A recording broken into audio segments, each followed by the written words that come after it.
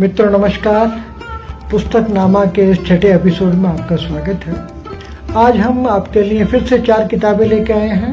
तो सबसे पहले बात संस्मरणों की किताबों की, और जो संस्मरण की जो किताब है उसमें जो सबसे पहली किताब है वो है आबिद सुरती की किताब शेर के साथ सेल्फी।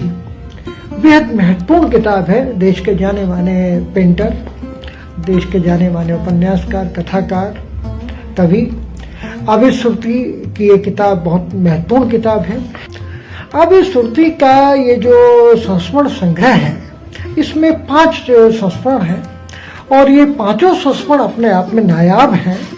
इनमें जो पहला संस्मरण जो आया था 1968 में आया, कैनाल। दूसरा आया हरि के नाम का व्यापारी, 1992 में आया।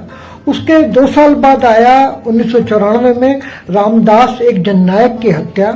1995 में बेहद चर्चित, अपने शिल्प के कारण चर्चित रहा ये संस्मरण, कई जगह छिपा भी है, कोटा रेड। और 5वां जो कि देश के जाने माने पत्रकार कथाकार सुदीप के ऊपर केंद्रित है और इसका नाम है शेर के साथ सेल्फी, यानी कि इसी पर शीर्षक पर ये किताब भी है। मित्रों, आबिद सुरती की बहुत बड़ी खासियत है कि आबिद अपने आप को पढ़वाना जानते हैं। आबिद ने जब ये 5 संस्मरण लिखे हैं तो आप समझिए कि उन्होंने ये बहुत सरलता से, बहुत सहजता से ये संस्मरण नहीं लिख दिए। उन्होंने कहीं पर भाषा के बहुत ही अभिनव प्रयोग किए हैं, शैली के बहुत अभिनव प्रयोग किए हैं, कहीं संवादों के माध्यम से, कहीं प्रसंग वक्रता के माध्यम से, कहीं बहुत तीखापन है, कहीं पर पठनीयता का एक अलग किस्म का आनंद मिलता है, और कहीं कहीं पर ऐसा लगता है जैसे कि एब्सर्ड संस्मरण भी अगर कहा जाए तो भी गलत नहीं होगा। सबसे पहली बात मैं बात करूंगा शेर के साथ सेल्फी की। जो लोग पत्रकारिता से जुड़े रहे हैं, धर्मयुग, साप्ताहिक हिंदुस्तान, कादम्बनी, इन पत्रिकाओं से जुड़े रहे हैं, वो जानते होंगे कि सुदीप नाम का एक बड़ा लेखक, एक बड़ा पत्रकार हम लोगों के बीच था। और उस व्यक्ति की क्वालिटी थी कि वो व्यक्ति बहुत दबंग था, आसानी से समझौते नहीं करता था। और आबिद सुरती के साथ उसके जो किस्से हैं साथ के, उनका आपस में बैठना, शाम को बैठना, आपस में बातचीत करना, लड़ाई झगड़े, बातचीत। और उसके साथ साथ आबिद जी ने क्या किया है कि इसको खुद पर केंद्रित न रखकर उन्होंने सुदीप के व्यक्तित्व के विभिन्न पहलुओं को दर्शाने की कोशिश की है। इसके कारण ये संस्मरण बेहद यादगार है, बेहद मार्मिक प्रसंगों से जुड़ा हुआ संस्मरण है। तो शेर के साथ सेल्फी, मैं समझता हूँ कि साहित्य और पत्रकारिता से जुड़े लोगों को इस संस्मरण को जरूर पढ़ना चाहिए। इसके अलावा जो संस्मरण, 5 संस्मरण मैंने पढ़े, और इसके अलावा जो संस्मरण मुझे बेहद पसंद आया वो है कोटा रेड।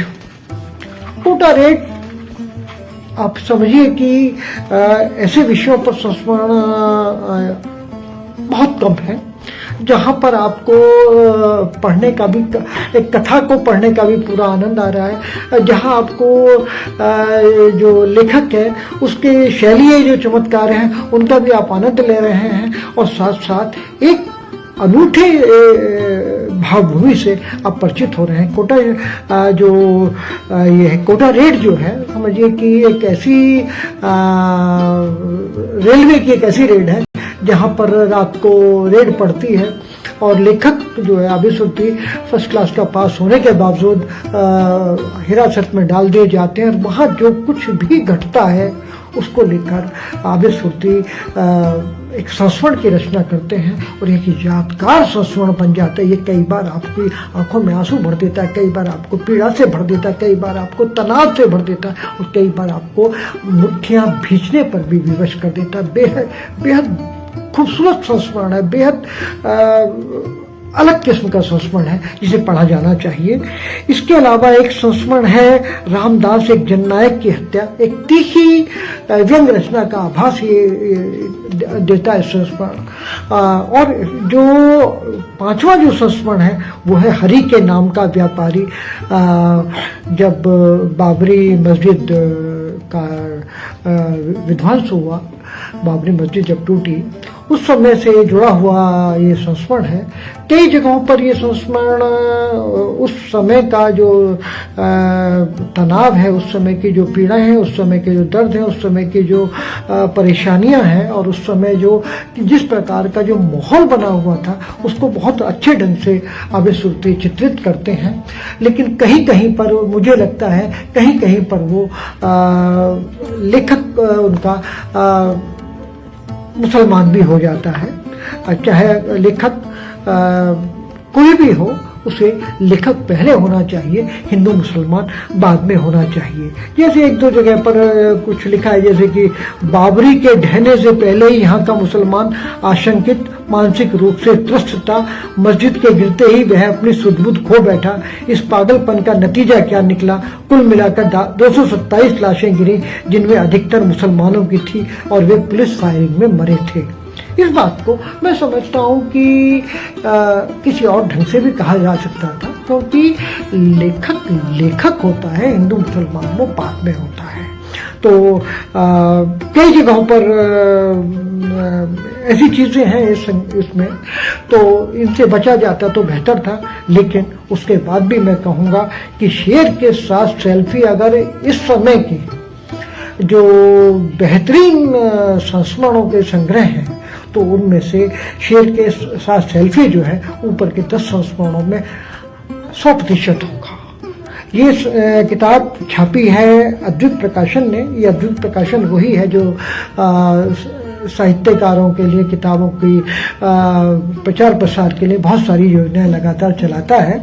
तो किताब बहुत अच्छी छपी है और मैं समझता हूँ कि ये किताब 150 पेज की किताब है, मूल्य 300 रुपये है। मूल्य तो निसंदेह ज़्यादा है, लेकिन ये किताब इससे अगर दुगना भी पैसा होता और मुझे मालूम पड़ता कि इस किताब में ये सामग्री है, तो मैं इस किताब को जरूर खरीदता और जरूर पढ़ता। तो मित्रों, मैं चाहूँगा कि अगर आपको साहित्य में रुचि है, आप अगर नए किस्म का संस्मरण पढ़ना चाहते हैं, आप भाषाई जादूगरी देखना चाहते हैं, आप शिल्प के कौशल देखना चाहते हैं और आप देखना चाहते हैं कि मार्मिकता को, व्यंग को संस्मरण में कैसे पिरोया जा सकता है, कितने बेहतरीन ढंग से पिरोया जा सकता है, तो आप शेर के साथ सेल्फी देखें। बेहद महत्वपूर्ण किताब।